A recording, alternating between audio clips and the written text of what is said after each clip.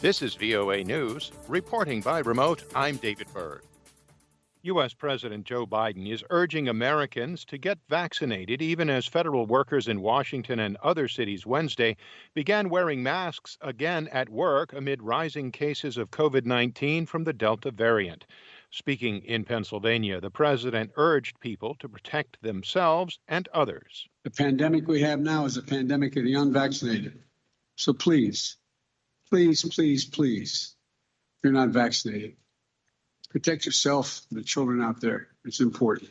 Also Wednesday, New York Governor Andrew Cuomo announced that all state employees, tens of thousands of people, must be vaccinated by September 6th. New cases in the United States, largely fueled among the unvaccinated by the highly contagious Delta variant, have risen fourfold over the last month. As governments and businesses change course on mask-wearing policies, members of Congress are being told they too need to wear a mask inside the Capitol again, and that's got passions running high. AP's Ben Thomas reports. Masks up front here on the People's House? Congressman Chip Roy was among the conservative Republicans to revolt against the new mask requirements, which came from the attending physician of Congress. It's an embarrassment. It's a mockery. And the American people are fed up. They want to go back to life. They want to go back to business. They want to go back to school without their children being forced to wear masks. They are endangering us all. The mandate also prompted at least one angry confrontation when Congresswoman Maxine Waters spotted Republican Burgess Owens in the hallway unmasked. Look at you. You need to put on a mask. You're going to infect other people. The Utah Republican declined to discuss the matter. I'm not going to go there.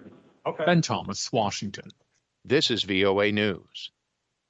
In a major breakthrough for one of the world's last countries to embrace COVID-19 vaccines, Tanzania's president kicked off its vaccination campaign Wednesday by publicly receiving a dose and urging others to do the same.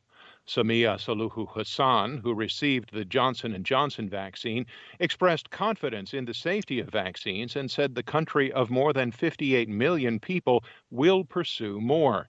The East African country's government under former President John Magufuli had long worried health officials by denying the pandemic. Magufuli, who insisted the coronavirus could be defeated with prayer, died in March.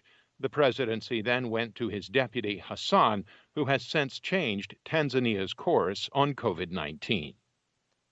U.S. Secretary of State Antony Blinken said Afghanistan could become a pariah state if the Taliban continued its tactics of committing atrocities and taking over the country by force. Blinken made the statement during a joint press briefing with Indian External Affairs Minister Subramanyam Jaishankar in New Delhi during his visit to India. Blinken said the United States is still very much involved in Afghanistan. We remain very much engaged in Afghanistan. We have not only a strong embassy there, but also important programs that continue to support Afghanistan economically, through development assistance, through security assistance. Blinken and Jaishankar discussed strengthening the Indo-Pacific engagement, seen as a counter to China, issues related to the coronavirus pandemic and climate change.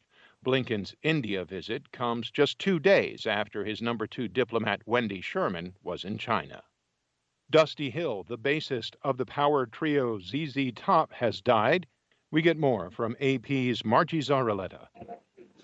Dusty Hill did not sing lead on a lot of songs, but that's one of them. That little old band from Texas had the same lineup for 50 years.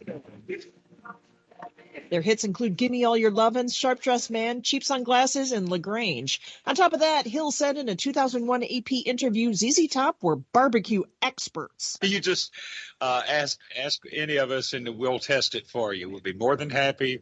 I know it's a sacrifice, but I'm here to help. I'm Margie Zaraletta. A mixed day on Wall Street with the Dow and the S&P closing lower, but the Nasdaq finishing trading higher. The Dow Jones Industrials lost 0.36%. The S&P was down by 0.02%, but the Nasdaq gained 0.7%.